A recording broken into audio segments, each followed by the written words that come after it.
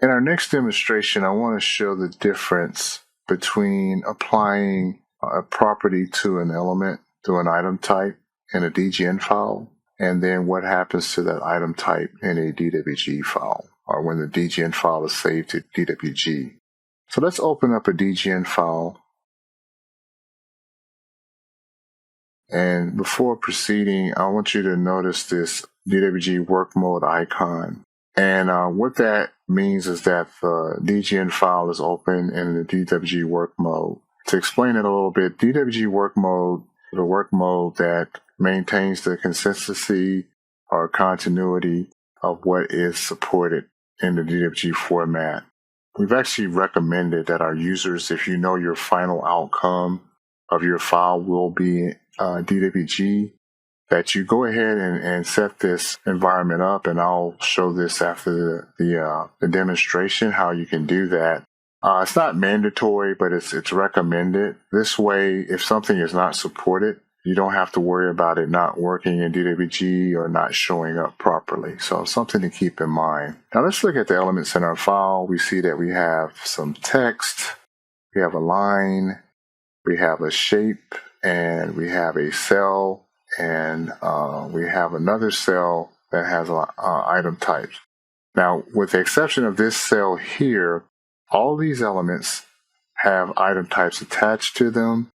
And let me zoom in so you can see this a little bit better. So if I actually go in and I can right click and I can edit the item or the text, and as you can see, the number 1 corresponds to the field or a property.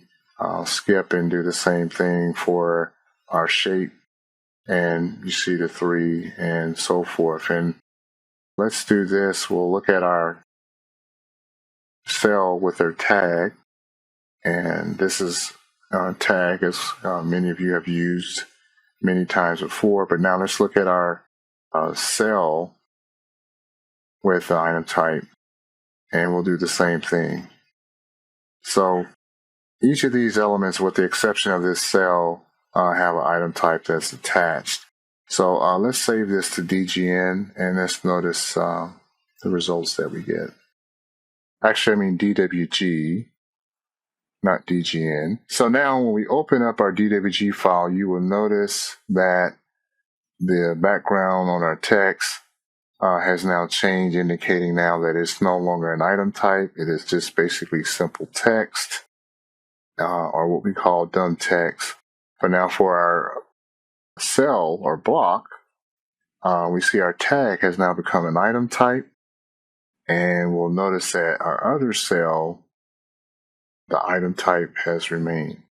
Now the reason for this is because in MicroStation, while you can attach a property or item type that would represent a property or an attribute as you would in a DWG file, in AutoCAD it does not support maintaining such properties or attributes to elements such as text, lines, shapes, and other elements. It is primarily the attributes are primarily for blocks.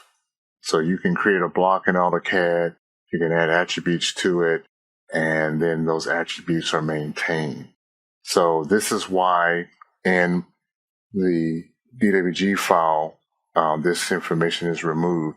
And just to kind of show you the benefit of why using the DWG work mode, because as you see, this line doesn't have the item type any longer, but it did at one time. But if we go back to our DGN file and we have the DWG work mode, I'm going to go ahead and place a line.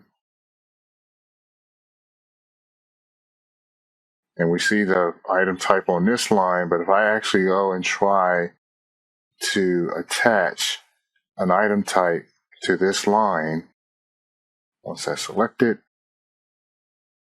it tells me element not valid for this tool.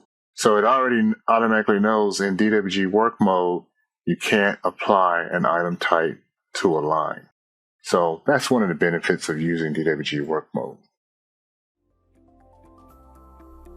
Thanks for watching.